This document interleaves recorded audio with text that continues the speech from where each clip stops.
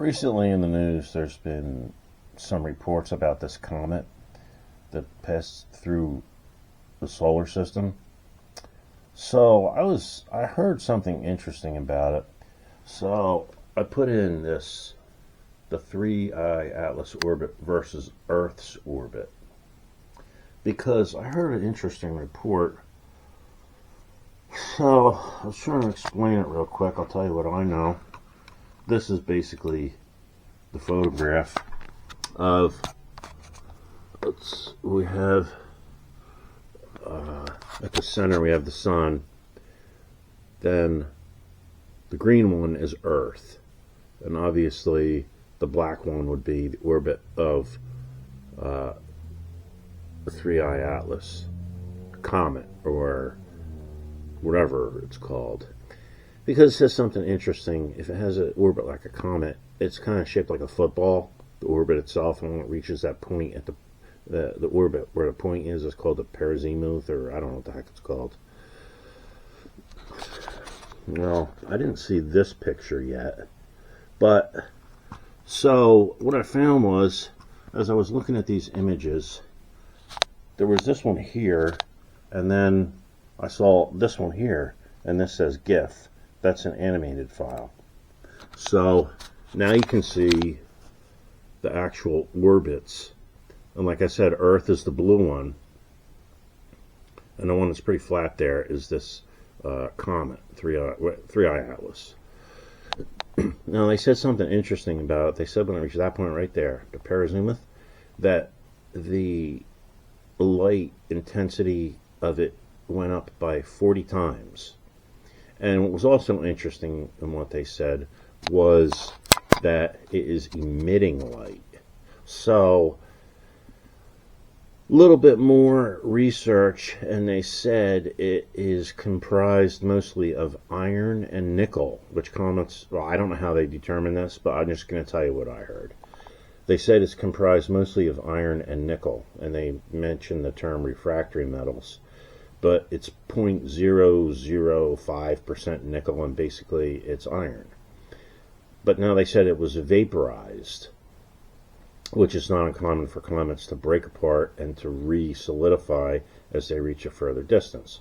But I'm like, well, in order for us to see the light, that would have to be the dark side. You see what I'm saying? The Earth's orbit, I lost something here. The Earth's orbit, shoot, I lost something. Well, this is going to be difficult to do. So, Earth comes along, right? And anything, if that's Earth's orbit, the blue one, when you go like this, that direction where you can see light is bright in the orbit. If it's right here, you would see it. But if the Earth was turned, if this Earth was way over here, I don't know how you would see the light. Well, with your eyes anyway, or a telescope. But there might be sensors that once it reaches right here, once it comes around like this, then the dark side of the Earth is pointed towards it, and then it's pretty observable. But right there, each time the Earth goes around once, that's 1 year, you see. So being that it emitted light, I mean, as far as I know, light is electrons passing through a noble gas. So that's just my memory. That's point one that I want to make. The second point is that when they looked out into this direction, they, like the stars that you would see in the sky, let's call it the southern sky or whatever you want to call it, you would see certain constellations.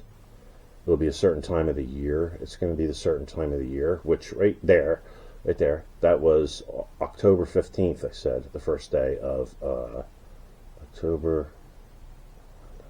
Okay, 1 month after the first day of spring, or fall, autumn. It was in autumn. It's in autumn.